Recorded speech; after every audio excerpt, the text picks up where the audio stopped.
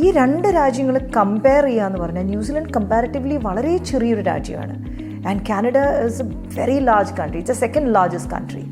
Economy പറയുവാണെങ്കിൽ ഇത് Canadian economy it's A top 10 വരുന്നതാണ്. It's A 10th best economy in the world. അത് വെച്ച് നോക്കുമ്പോൾ ന്യൂസിലൻഡ് ഇസ് നോ വെയർ.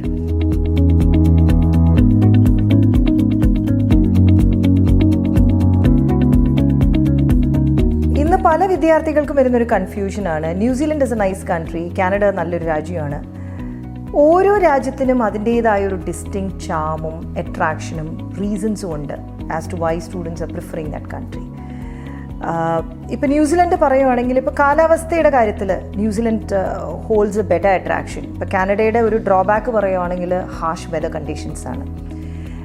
എന്നാൽ തൊഴിലവസരങ്ങൾ, പഠനത്തിന് ശേഷമുള്ള ജോലി സാധ്യതകളെക്കുറിച്ച് പറയുവാണെങ്കിൽ ഇപ്പോൾ ന്യൂസിലൻഡ് ഇപ്പോൾ കഴിഞ്ഞ 30 വർഷങ്ങളിൽ employment record is very high. Employment rate is very high. They're maintaining a very high employment rate which they've not been maintaining for the past 30 years. It is at a record high.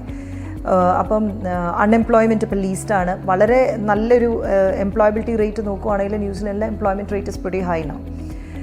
ഇത് പറയുവാണെങ്കിലും ഈ രണ്ട് രാജ്യങ്ങൾ compare ചെയ്യാന്ന് പറഞ്ഞാൽ New Zealand comparatively വളരെ ചെറിയൊരു രാജ്യമാണ്. And Canada is a very large country. It's A second largest country. Economy പറയുവാണെങ്കിൽ ഇത് Canadian economy it's A top 10 വരുന്നതാണ്. It's A 10th best economy in the world. അത് വെച്ച് നോക്കുമ്പോൾ ന്യൂസിലൻഡ് ഇസ് നോ വെയർ. പിന്നെ കനേഡിയൻ ഇക്കോണമിയുടെ വേറെ പ്രത്യേകത എന്ന് പറഞ്ഞാൽ ഹൈലി റിസോഴ്സ് ബേസ്ഡ് ആയിട്ടുള്ള economy. It's A rich country. Canada is essentially A very very rich country. പിന്നെ നമ്മുടെ നാട്ടിൽ നിന്ന് ഇപ്പോൾ ഏറ്റവും കൂടുതൽ വിദ്യാർത്ഥികൾ പഠിക്കാൻ വിദേശത്ത് പോകുന്ന ഒരു കാറ്റഗറി ഏതാണെന്ന് ചോദിച്ചാൽ എഞ്ചിനീയേഴ്സാണ്. ഇപ്പോൾ എഞ്ചിനീയേഴ്സിന് ഇപ്പോൾ കാനഡയിലാണോ ന്യൂസിലൻഡിലാണോ ഏറ്റവും കൂടുതൽ ജോലി അവസരം എന്ന് ചോദിച്ചാൽ ഇപ്പോൾ ന്യൂസിലൻഡിലായാലും ഇപ്പോൾ mechanical, civil engineers, IT professionals എല്ലാം അവരുടെ ലോങ് ടേം ഷോർട്ടേജ് സ്കില്ല് വരുന്നുണ്ടെങ്കിലും ഈ രണ്ട് രാജ്യങ്ങളും നമുക്ക് ഒരിക്കലും സാധ്യതകളുടെ കേസിൽ കമ്പയർ ചെയ്യാൻ പറ്റത്തില്ല. ബിക്കോസ് അത്രയും വലിയ രാജ്യമാണ് in terms of size, in terms of economic strength, in terms of potential. Opportunities are definitely much beyond what a student can expect in New Zealand. ഇപ്പോൾ എഞ്ചിനീയേഴ്സിനെ സംബന്ധിച്ചോളം ഇപ്പോൾ പറയുവാണെങ്കിൽ ഏറ്റവും കൂടുതൽ എംപ്ലോയ് ചെയ്യുന്ന ഇൻഡസ്ട്രീസാണ് manufacturing industry, mining industry, construction industry. ഇപ്പോൾ ന്യൂസിലൻഡിലെ construction is of course a booming industry because of the influx of immigrants. There's a lot of construction happening in New Zealand. That's creating a lot of opportunities for engineers. അത് civil ആയാലും electrical എഞ്ചിനീയേഴ്സിന് നല്ലപോലെ opportunities വരുന്നൊരു മേഖലയാണ്.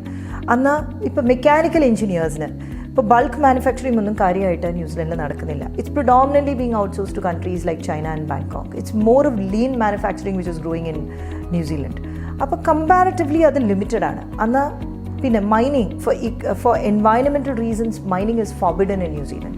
So that takes away one sector that employs lot of engineers.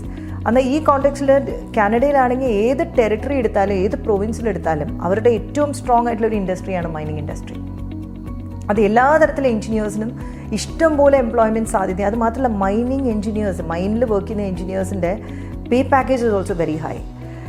അപ്പം mining is a very strong industry. Manufacturing ഇന്ന് പല US companies പോലും അവരുടെ മാനുഫാക്ചറിങ് നിർമ്മാണം നടത്തുന്നത് because of the fact that they share a long border with Canada. അവർ production ഇപ്പുറത്തും എന്നിട്ട് അവർ ഫ്രൈറ്റ് ഫോർവേഡ് ചെയ്ത് US കൊണ്ടുപോവുകയാണ് ചെയ്യുന്നത്.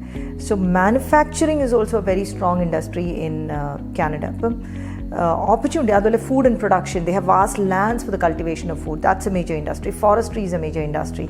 അപ്പോൾ all these are industries which create lots of opportunities. അപ്പോൾ ഒരിക്കലും നമുക്ക് ഈ രണ്ട് രാജ്യങ്ങൾ കമ്പയർ ചെയ്യാൻ പറ്റത്തില്ല. അന്ന് ഈ രണ്ട് രാജ്യത്തിനും അതിൻ്റേതായ അട്രാക്ഷനും ചാമും ഉണ്ട്. ഇപ്പോൾ ജീവിക്കാൻ ഒരു സുഖം, നല്ല കാലാവസ്ഥയും ഒരു പർദീസ പോലത്തെ ഒരു സാഹചര്യം നമുക്ക് തോന്നിക്കുക ന്യൂസിലൻഡാണ്. Because beautiful weather, beautiful nature.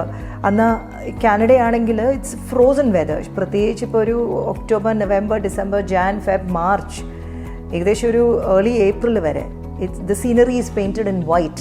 The weather is freezing in Canada. അപ്പോൾ കാലാവസ്ഥയുടെ ഒരു ആസ്പെക്റ്റ് നോക്കുകയാണെങ്കിൽ New Zealand has it's on advantage. ഇപ്പോൾ തണുപ്പ് കാലാവസ്ഥ ഇഷ്ടമില്ലാത്തവരൊക്കെ ആണെങ്കിൽ എന്തുകൊണ്ടും ന്യൂസിലൻഡാണ് പ്രിഫർ ചെയ്യേണ്ടത്.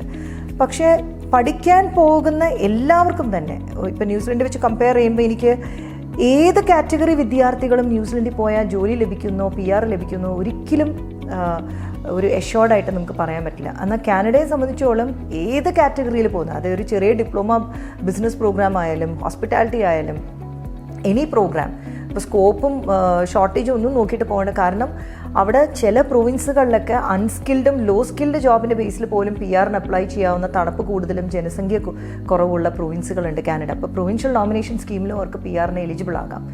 ഈ ഒരു സാഹചര്യം അവർക്ക് ന്യൂസിലൻഡിലില്ല. Until unless they get a job which fulfills the criteria for PR, they may not qualify for PR. അപ്പോൾ higher rate of students who get employed and who succeed in getting a PR, ഈ രണ്ട് രാജ്യങ്ങളും വെച്ച് compare ചെയ്യുമ്പോൾ തീർച്ചയായിട്ടും Canada has more weightage because it's a very large country and there are a lot of industries and there are a lot of employment outcomes and there are PR prospects because there are regions where the population is less, where they're crying out for people. പഠിച്ചതിനെ base ഇപ്പോൾ ന്യൂസിലൻഡിലാണ് പഠിച്ചതിനെ base ചെയ്ത ജോലി ലഭിച്ചാൽ മാത്രമേ നമുക്ക് PR qualify ചെയ്യുള്ളൂ. പക്ഷേ കാനഡയിൽ ദർ ആർ പ്രൊവിൻസസ് വേറെ എന്ത് ജോലിയുടെ ബേസിലും നമുക്ക് PR എലിജിബിൾ ആകാവുന്ന പ്രൊവിൻസ് ഉണ്ട്. അതുകൊണ്ട് ഈ രണ്ട് രാജ്യങ്ങളും കമ്പയർ ചെയ്യാൻ പറ്റത്തില്ല. രണ്ട് രാജ്യങ്ങൾക്കും അതിൻ്റേതായ അട്രാക്ഷൻ ഉണ്ട്. ന്യൂസിലൻഡിന് അതിൻ്റേതായ അട്രാക്ഷൻ ഉണ്ട്. So it is for the student to decide comparing ചെയ്തിട്ട് where they want to make a living.